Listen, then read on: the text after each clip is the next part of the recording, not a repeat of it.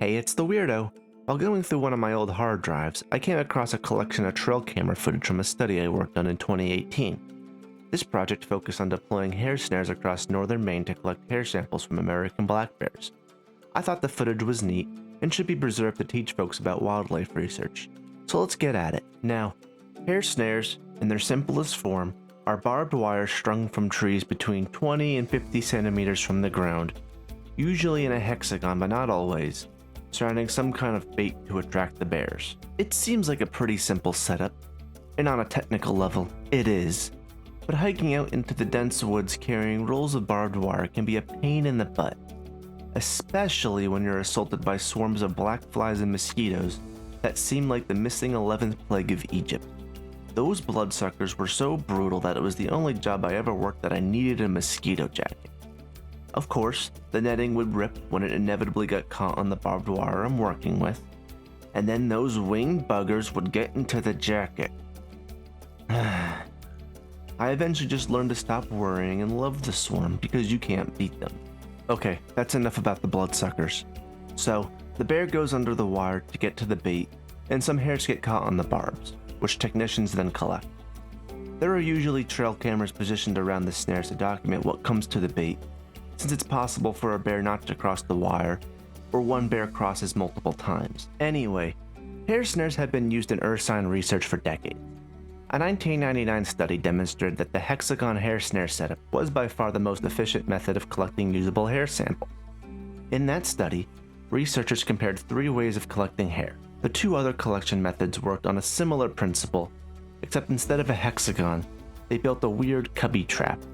Essentially, they attached bait to a post that was boarded by logs covered in either barbed wire or dog brushes. The logs would act as a funnel, snagging hairs when the bear went for the bait.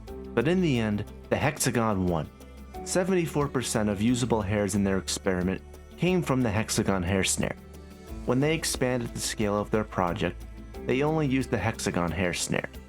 So, huge win for the hexagon. It became a staple of ursine field research and is used worldwide. That said, the terrain will determine the actual shape of the snare. We ended up with squares, triangles, and various weird-looking polygons. But for simplicity, I'll continue to refer to this method as the hexagon snare. So now that you know that the hexagon snare is the superior non-invasive method of collecting bear hair, you might be asking, what does a researcher do with the hair? Well, that depends. Initially, most studies were looking to identify individual bears using genetic markers to estimate population sizes. Many of these studies employ the mark recapture method to estimate the size of a population. Researchers build snares in areas with VHF, collared, or otherwise previously captured and tagged bears. Observing the tagged bears at the snare counts as a recapture, and any untagged bear observed is counted as a new capture. Since the number of tagged bears should be proportional to the whole population, you could divide the number of tagged bears by the proportion of tagged bears in the second capture, which are the tagged bears that go to the snares. This will give you an estimate of the population size. This accidentally happened on the project I worked on. It wasn't our project's goal, but we documented at least 2 bears with ear tags and 1 individual with a VHF collar. The bear with the collar was really cool, as we were able to collect hair samples from him. Now, when he was initially captured several years before our study, hair samples were also collected. Using the old and new hair, we could compare his current and past body condition and diet. Now, from what I remember, he was pretty healthy and there wasn't much change in diet, but it was cool that we could make that comparison. I only saw him once though, hope he's still around. There's one last thing we need to mention. There is a bias when using hair snares. Not every bear is willing to cross the wires, and some studies have shown that up to 32% of bears did not cross them. Thankfully, the cameras were there to record their non-crossing, so they can still be counted for the population estimate. Now, population estimations aren't the only things wildlife researchers use hair snares for. The hair collected from the snares can provide valuable insight into a bear's diet. So, all the organic food that an animal eats contains carbon and nitrogen, particularly the stable isotopes of carbon-13, carbon-12, nitrogen-15, and nitrogen-14. The ratio between carbon-13 and carbon-12 is called the delta-13C, and the ratio between nitrogen-15 and nitrogen-14 is the delta-15N. Still following? Good. These stable isotopes are deposited into mammalian hair, and scientists can look at the ratio between the two deltas. This is because the ratio differs depending on the food. Plants, for example, can be divided into two groups, C3 and C4 plants. The difference is that the first carbon compound produced during photosynthesis contains 3 carbon atoms for C3 and 4 for C4. Now, C4 plants, such as corn and sugarcane, have a higher ratio of delta 13C to delta 15N than their C3 counterparts, which contain most of the native plants that a bear might eat. So by measuring the carbon and nitrogen ratios, scientists can determine what types of plants a bear, or really any mammal, humans included, is eating. You might have noticed that C4 plants include many agriculturally important crops. Crops like corn are high in calories but lack the diversity of nutrients found in native plants that a bear needs to stay healthy. Are you seeing an issue here? Many wildlife biologists and managers did. Bears that consume anthropogenic food sources, such as farm crops, bait piles, and garbage from unsecured trash cans, have poorer body conditions than their counterparts that feed on native plants. While this is an issue in and of itself, it also raises questions as to why the bears are feeding on these unhealthy foods. Is their habitat fragmented or degraded, and there isn't enough native food, so they become reliant on human foods? Perhaps there is baiting going on, or people aren't disposing of trash properly, leading to potential human-bear conflicts which tend to end poorly for the bear. This was the primary reason for the study I worked on. We wanted to get a better idea of what a natural diet looked like in black bears in Maine.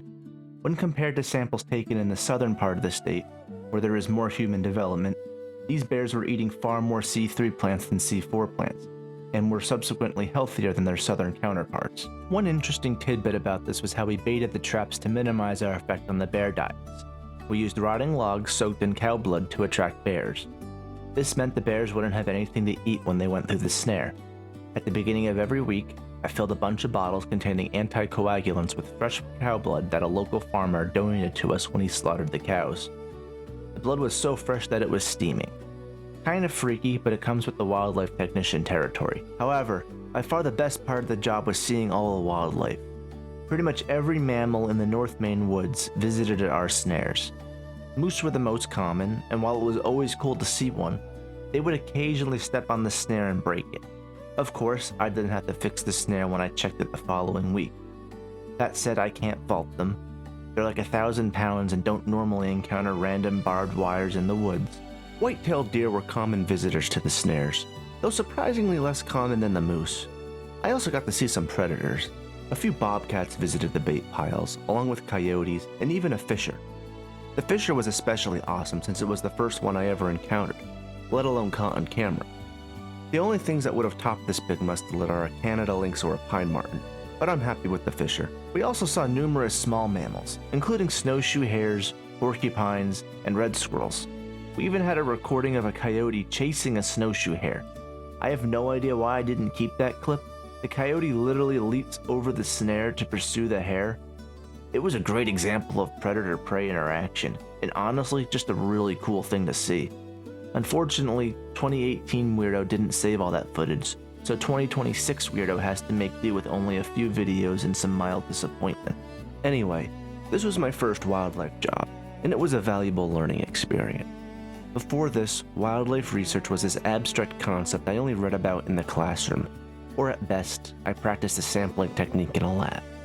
But with this job, I helped develop a hypothesis, collect biological data in the field via a standardized procedure, and then analyze that data to either support or reject the hypothesis.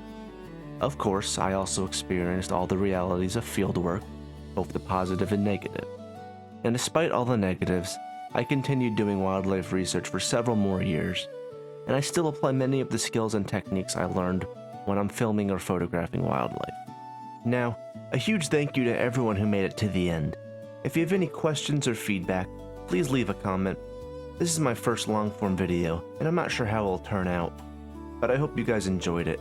I think there's a lot of interesting wildlife research and field techniques that could be explored in future videos, so let me know if there are any particular wildlife subjects folks would like to see more videos about.